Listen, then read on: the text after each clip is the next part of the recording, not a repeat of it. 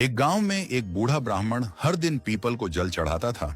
तो उसमें से एक सुंदर कन्या प्रकट होती और कहती, पिताजी, मैं आपके साथ चलूंगी। यह सुनकर ब्राह्मण घबरा जाता और घर लौट जाता।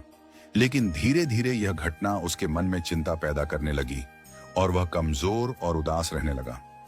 एक दिन उसकी पत्नी ने पूछा, क्या बात है, दिन ब दिन तुम इतने कमजोर और उदास क्यों होते जा रहे हो? तब ब्राह्मण ने उसे पीपल की लड़की की बात बताई। यह सुनकर बूढ़ी औरत हंस पड़ी और बोली, जहां पहले से 6 बेटियां हैं, वहां एक और सही, कल उसे घर ले आना।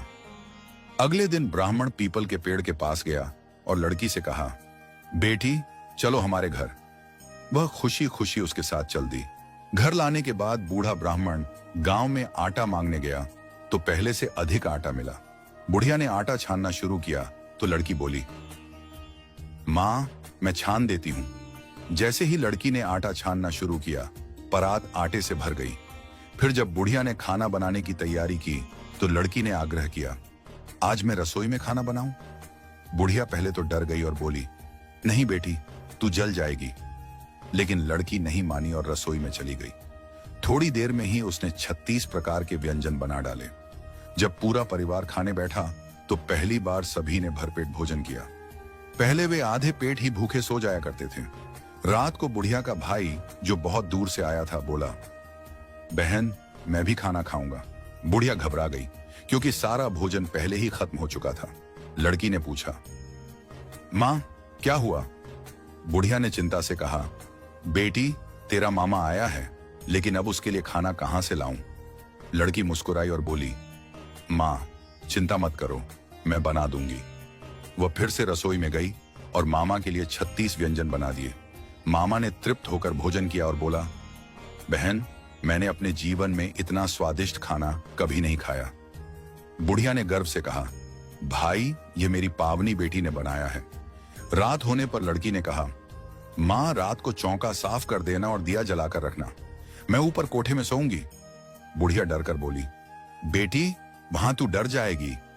लड़की हंसकर बोली, मैं नहीं डरूंगी मां, मुझे वहीं सोने दो। आधी रात को लड़की उठी और चारों ओर नजर डाली। जैसे ही उसने अपनी दृष्टि घुमाई, पूरा घर धन धान्य से भर गया। सोने चांदी की मोहरें, गहने और बहुमूल्य वस्तुएं प्रकट हो गईं। इसके बाद वह घर से बाहर जाने लगी। तभी बाहर सो रहा बूढ़ा ब्राह्मण जाग गया। उसने पूछा, बेटी, इतनी रात को कहां जा रही हो? लड़की मुस्कुराकर बोली, मैं दरिद्रता दूर करने आई थी। अगर आप चाहें तो मेरी कृपा का लाभ उठा सकते हैं। बूढ़े ब्राह्मण ने हाथ जोड़कर प्रार्थना की, बेटी, कृपा करो। लड़की ने उसकी झोपड़ी पर दृष्टि डाली और देखते ही देखते उसका घर भी धन धान्य से भर गया। सुबह जब बुढ़िया जागी तो उसने देखा कि पावनी बेटी घर में नहीं थी। वह और ब्राह्मण घबरा गए और उसे ढूंढने लगे। तभी बाहर खड़े बूढ़े ब्राह्मण ने कहा, वह कोई साधारण लड़की नहीं थी, वह स्वयं लक्ष्मी माता थी। उन्होंने तुम्हारी दरिद्रता दूर कर दी और साथ ही मेरी भी गरीबी मिटा दी। बूढ़ा ब्राह्मण और उसकी पत्नी हाथ जोड़कर बोले, हे लक्ष्मी माता, जैसे आपने हमारी दरिद्रता दूर की, वैसे ही सब पर अपनी कृपा बनाए रखना।